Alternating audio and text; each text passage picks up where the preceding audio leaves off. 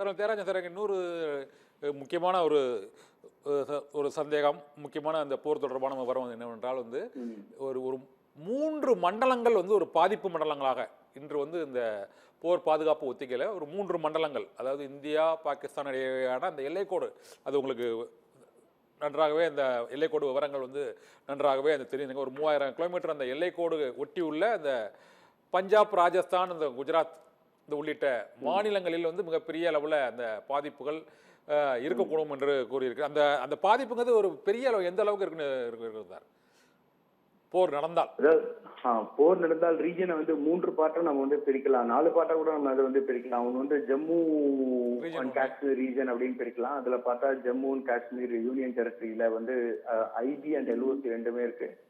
IP and எல்ஓசியை பார்க்கும்போது 1225 kilometre அதோடைய அகலம் அது அப்படின்னு பார்க்கலாம். 740 kilometre IB and 485 LOC 740, IB ஒரு 740 கிலோமீட்டர், மொத்தம் 1225 கிலோமீட்டர் அதோட இது இன்டர்நேஷனல் பார்டர் ஐபி.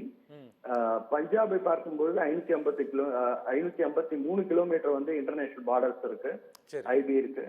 அதே மாதிரி ராஜஸ்தான்ல 1037, அங்க இன்னும் அதிகம் ராஜஸ்தானை பொறுத்தவரை, அங்கேயும் இன்டர்நேஷனல் பார்டர்ஸ் இருக்கு. அதுக்கப்புறம் நீங்க பாத்தீங்கன்னா குஜராத்ல international border plus marshy land அப்படின்னு சொல்லுவோம், அதாவது ரான் ஆஃப் கட்ச் அப்படின்னு சொல்லுவோம். ஒரு 508 கிலோமீட்டர் நீளம். சோ இது மிகப்பெரிய ஒரு விரிவடைந்த ஒரு பகுதி. பாகிஸ்தானுடைய எல்லை என்பது மிகப்பெரிய விரிவடைந்த பகுதி. அது நம்ம பார்த்தோன்னா ஜம்மு அண்ட் காஷ்மீர், பஞ்சாப், ராஜஸ்தான், அப்புறம் குஜராத், 4 மாநிலங்கள்ல அது பரவி இருக்கின்றது. ஆகையால் இந்த மாநிலங்கள் எல்லாமே ஒரு ஒரு சென்சிட்டிவான ஒரு பகுதி அப்படின்னு நம்ம சொல்லலாம்.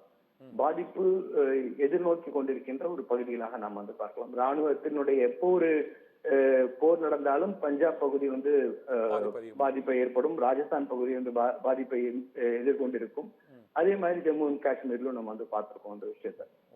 இந்த பகுதியில் எல்லாமே இந்த தரைப்படையின் என்று சொல்லக்கூடிய அந்த இன்ஃபண்ட் ஆர்மி அது மூவ் பண்ணக்கூடிய இடமா இருக்குமா, அல்லது அந்த விமானப்படைகள் இது போய் ஆகியவை அதிக தாக்குதலுக்கான அந்த இலக்கு உரிய பகுதியா இருக்கா சார்? அது ஜம்மு அண்ட் காஷ்மீர் பகுதியை பொறுத்த வரைக்கும் உங்களுக்கு தரைப்படை போகும். அந்த இடத்துல டெரெயின்லாம் ரொம்ப பெரிய ஒரு மாற்றத்தை கொண்டு வந்துட்டாங்க.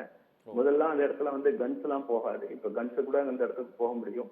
அது மாதிரி பஞ்சாப் ஒரு திறந்த வெளிதான், அந்த இடத்துல இன்டர்நேஷனல் பார்டர், அங்கேயே ப்ராப்பரா ஒரு ஆர்மர்டு வெஹிக்கிளா இருக்கட்டும், இல்ல எது வேணாலும் இந்திய தரைப்படை ஈஸியாக போவதற்கான வாய்ப்பு உள்ள பகுதி. ராஜஸ்தான் அதே மாதிரி ஒரு ஈஸி அக்சஸ் ஃபார் இன்ஃபென்ட்ரியா இருக்கட்டும், இல்ல ஆர்மர்டா இருக்கட்டும், எல்லாத்துக்கும் ஒரு வேகமாக ஒரு போரிடக்கூடிய ஒரு தளமாக பார்க்கலாம். குஜராத் நீங்க பாத்தீங்கன்னா மார்ஷல் லேண்ட், அது நேவல் அது டோட்டல் அந்த ஏரியாவை இது பண்ணும். அதாவது சீக்ரெட் டிஸ்பியூட்டட் ஏரியா, மேரிடைம்ஸ் இருக்கக்கூடிய பார்டர் எக்ஸ்டென்ஷன்ஸ் ஏரியா, அது அந்த இடத்துல சீல் பண்ணி வைக்கும் நம்மளுடைய நேவி ஃபுல்லா பிளாக்கெட் பண்ணி வைக்கும் அந்த இடத்த. அவர்களுடைய இடத்தை அவர்களுடைய நாட்டை குறிவைத்து அவர் தாக்குவதற்காக தயார் நிலையில் நம்மளுடைய கப்பற்படை அங்க இருக்கும் இந்த இடத்துல. கர்னல் தியாகராஜன் சார், நிறைவாக ஒரு கேள்வி. நீங்கள் இந்த ராணுவத்தில் பணிபுரிந்து அந்த போர் சூழலை அந்த உங்களோட பணிபுரிந்த அதிகாரிகளோட நேரடியாக நீங்கள் கேட்டு அறிந்திருப்பீங்க. இந்த முதலாம் பாகிஸ்தான் போர், இந்தியாவும் பாகிஸ்தானுக்கு ஏற்பட்ட அந்த முதல் போர் 47, இரண்டாவது போர் 65, அதன் பின்னர் 1971, அதன் பின்னர் 99 கார்கில் வார். இந்த 4 வார்களுக்கு பின்னர் இந்தியாவில் ஏற்பட்ட அல்லது இராணுவத்தில் ஏற்பட்ட அந்தந்த பாதிப்பு மண்டலங்கள் உள்ள மாநிலங்களில் ஏற்பட்ட பாதிப்புகள் என்ன? பாகிஸ்தானுக்கு எந்த அளவுக்கு பாதிப்பு ஏற்படும், இந்தியாவுக்கு என்ன அளவுக்கு பாதிப்பு ஏற்படும்? இந்த 5வது போர் ஒருவேளை ஏற்பட்டால் என்ன விதமான பாதிப்புகள் நமக்கு ஏற்படும்? பாகிஸ்தானுக்கும் எந்த அளவுக்கு பாதிப்பு ஏற்படும் சார்? போர் என்றாலே பாதிப்பு தான். அது வெற்றி பெற்ற நாடுக்கும் பாதிப்பு தான், அது தோல்வி பெற்ற நாடுக்கும் அதுல பாதிப்பு தான். இதுல யாருக்கும் ஒரு பெரிய பாதிப்பு இல்லாத ஒரு பெரிய வெற்றி, பெரிய அவர்களுக்கு அதுல நிறைய அவங்களுக்கு லாபம் கிடைத்தது அப்படின்னு எதுவும் கிடையாது.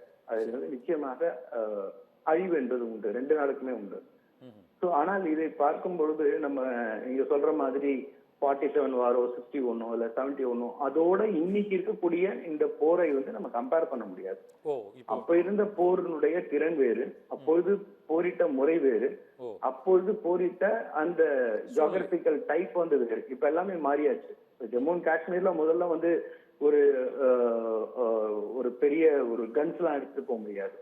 இப்ப எல்லாமே அங்க இந்த டெரைனுக்கு போகலாம். பல மாற்றங்கள், ஆர்ம்ஸ், ஆமினேஷன், வெப்பன்ஸ், டெக்னாலஜி, ரேடார், அது மாதிரி பார்த்தோன்னா மிகப்பெரிய ஸ்ட்ராங்கான விமானப்படைகள், ஸ்ட்ராங்கான மிசைல்ஸ் இருந்த இடத்துல இருந்து அவர்களை அழிக்கக்கூடியது.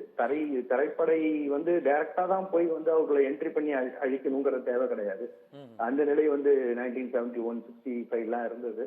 இப்ப இருந்த இடத்துல இருந்து பினாக்கா மாதிரி இது, அப்புறம் வந்து நம்ம கன்ஸை வச்சு, மீடியம் கன்ஸ், ஹெவி கன்ஸை வச்சு அவங்கள வந்து ஃபயர் பண்ணி அவங்களை அழிப்பது, அது மாதிரி வந்து விமானப்படை மூலம் வந்து அழிப்பது, இது மாதிரி பல விஷயங்கள் இருக்கு. மிசைல் வச்சு அழிக்கிறது மாதிரிலாம் இருக்கு, ட்ரோன்ஸை வச்சு அழிக்கிறதெல்லாம் இருக்கு. ஸோ ஆகையால் வந்து நம்ம முந்தைய 1965, 71 அந்த போர்க்காலங்களில் நடந்ததை வச்சு இப்பொழுது ஒப்பிடுவது என்பது அது சரியாக இருக்காது. ஓகே.